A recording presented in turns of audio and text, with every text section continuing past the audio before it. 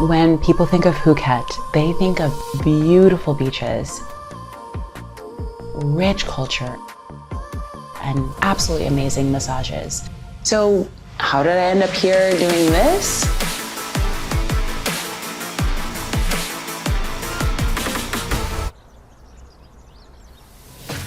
You might be wondering, how did I even get interested and fascinated by Muay Thai in the first place? Well, I kept seeing people come out of this Muay Thai studio not too far from my house in LA, and they were lean and super ripped, so I was intrigued. Then my boyfriend invited me to watch some modern MMA with him, and I actually learned that one of the fighters had studied Muay Thai before she got into MMA, and she was legit kicking some butt. Like, her strikes were super deadly, and secretly I kind of wanted to be like her. I pretty much rely on beach walking as my main form of exercise, and I'm pretty much kind of like a human giraffe. So anything that involves me moving my legs in other than a straight direction ends up being a complete hot mess. But what draws me to Muay Thai is the craft and the respectfulness of it. Plus, it is an amazing workout, which sounded like a good idea after pretty much eating my way through Thailand. So since I was already in the area, I decided to head to Phuket and try my hand at training with a Muay Thai master for a day. Hey y'all, we are in the cab headed to Sumali for Muay Thai, and we're running a bit late, so it's gonna be a photo finish across the street to get to the studio. So obviously becoming a master isn't possible within a day, but you wouldn't believe what I picked up in my session. Hey everyone, so we're outside of Sumali, which is a Muay Thai studio in Phuket, and we're about to take on some Muay Thai, so let's get into it. We started off with a warm-up that was more intense than any workout that I had done in years.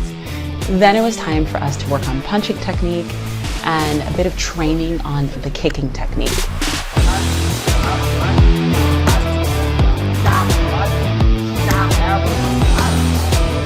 By the end of it, I actually started to get the hang of some of it. And after getting a taste of this power, I wanted more. When I got back to Los Angeles, I was eager to learn more about Muay Thai in depth. So I made my way to the Thai Boxing Institute to meet award-winning fighter Aaron Clayton.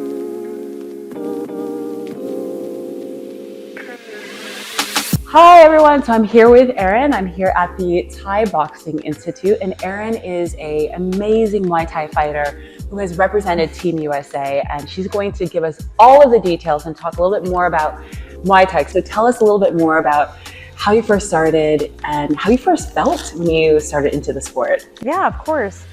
So just started by happen chance. Like my husband and I had been dating, and he was a personal trainer, and he had done Muay Thai at one point, and I was like getting strong, wanting to try something new, and he suggested I try Muay Thai. Since I played soccer, he was like, you might like kicking something, yes. So figured that would work.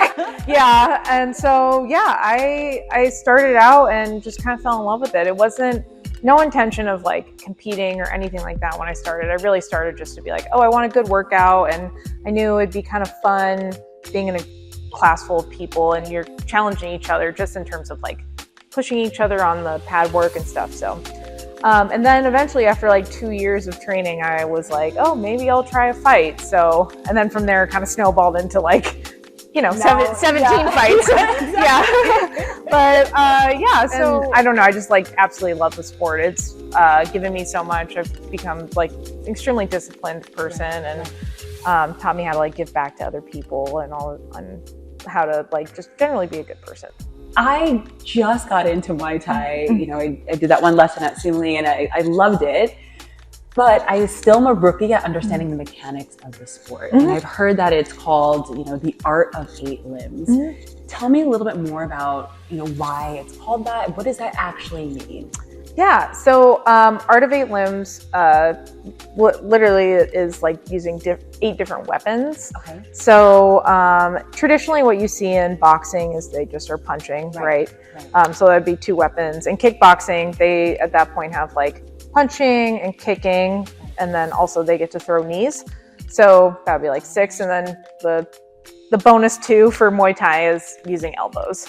So technically it's like both your legs, both your knees, both your hands, and both your elbows is 8 limbs. Yeah. Tell me, how does someone win in Muay Thai? You know, I've seen a few matches here and there, but what is the play call that, you know, decides the winner? Oh yeah, that's a great question. Scoring's going to be a little different in like the States versus Thailand, just because a lot of like Muay Thai in the US is heavily influenced by kickboxing, American boxing, and other ones. But generally, the way the scoring will work is that there's anywhere from 3 to 5 rounds, and usually it's this 10 must system. So meaning that at the end of each round, one of the fighters has to get 10 points. And so usually what you'll typically see is a person gets a round for 10-9. Like one person gets 10, the other person gets 9. It just means that they showed dominance in some way. All right, so let's go through just let's go through a basic, which is just jab, cross. So that's going to be your lead hand.